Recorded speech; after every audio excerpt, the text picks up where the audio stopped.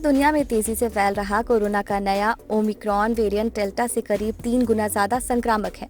दुनिया भर के शोधकर्ता और महामारी विशेषज्ञ इस नए वेरिएंट के बारे में जानकारी बटोर रहे हैं। एक्सपर्ट्स कोविड-19 की बीमारी के खिलाफ इम्यून सिस्टम को सबसे मजबूत हथियार मानते हैं।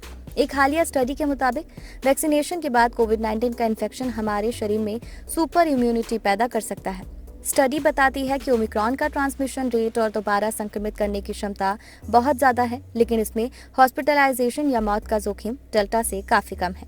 कई देशों में बूस्टर डोज को ओमिक्रॉन के खिलाफ कारगर बताया जा रहा है। इस बीच वैज्ञानिकों का एक वर्ग ऐसा भी है जो ये पता लगाने में जुटा है कि नेचुरल इन्फेक्शन यानी कोरोना से संक्रमण और वैक्सीनेशन से बनी इम्यूनिटी के खिलाफ ओमिक्रॉन कैसे रिएक्ट करता है। सुपर इम्यूनिटी का कॉन्सेप्ट फिलहाल जांच के दायरे में है, लेकिन ओमिक्रॉन आने के बाद इसे गंभीरता से देखा जा रहा है।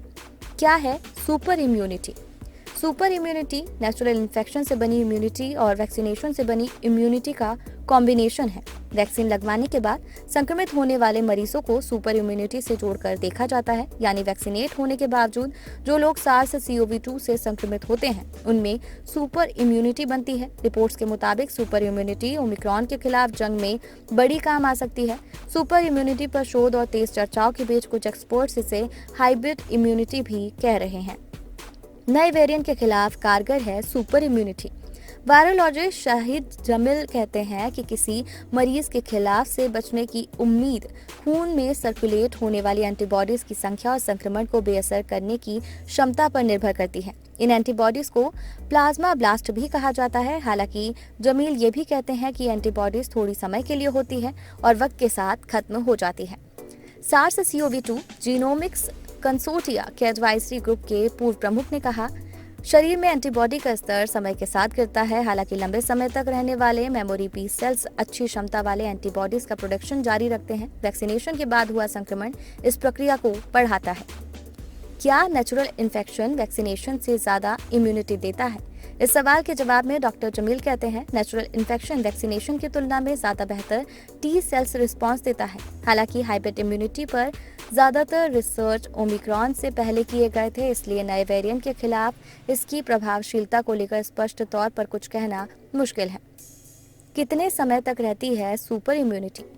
एक जरूरी सवाल ये भी है कि शरीर में सुपर इम्यूनिटी का असर कितने दिन तक रहता है। स्टडीज बताती है कि नेचुरल इन्फेक्शन के बाद हाइपरचार्ज एंटीबॉडीज समय के साथ कमजोर पड़ जाती है। जमील के मुताबिक नई रिसर्च में पाया गया है हाइब्रिड इम्यूनिटी भी वक्त के साथ कमजोर हो जाती है। हालांकि वैज्ञानिक ये भी मानते हैं कि हाइब्रिड इम्यूनिटी का असर अभी भी वैक्सीन के दोनों डोज लेने से ज्यादा अच्छा हो सकता है।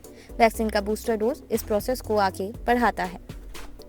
जाने माने वायरोलॉजिस्ट जैकब जॉन ने आउटलुक को दिए एक इंटरव्यू में कहा था कि भारत में हाइब्रिड इम्यूनिटी ओमिक्रॉन के प्रकोप से लोगों को बचा सकती है।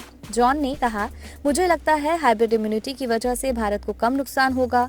पिछली बार देश में कई लोग अल्फा या डेल्टा वेरिएंट का शिकार हुए थे और अब बड़ी संख्या में लोगों को कम से कम एक डोज के साथ वैक्सीनेट किया जा चुका है। जॉन ने इस पर चिंता जाहिर करते हुए कहा, सुपर या हाइब्रिड इम्यूनिटी सिर्फ तभी काम करती है जब लोग वैक्सीनेट होने के बाद संक्रमित होते हैं।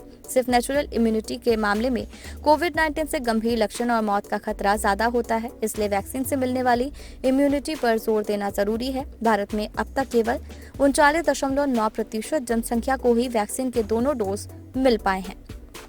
कोरोना और वैक्सीनेशन से जुड़ी जानकारी के लिए हमारे चैनल को सब्सक्राइब कर लीजिए।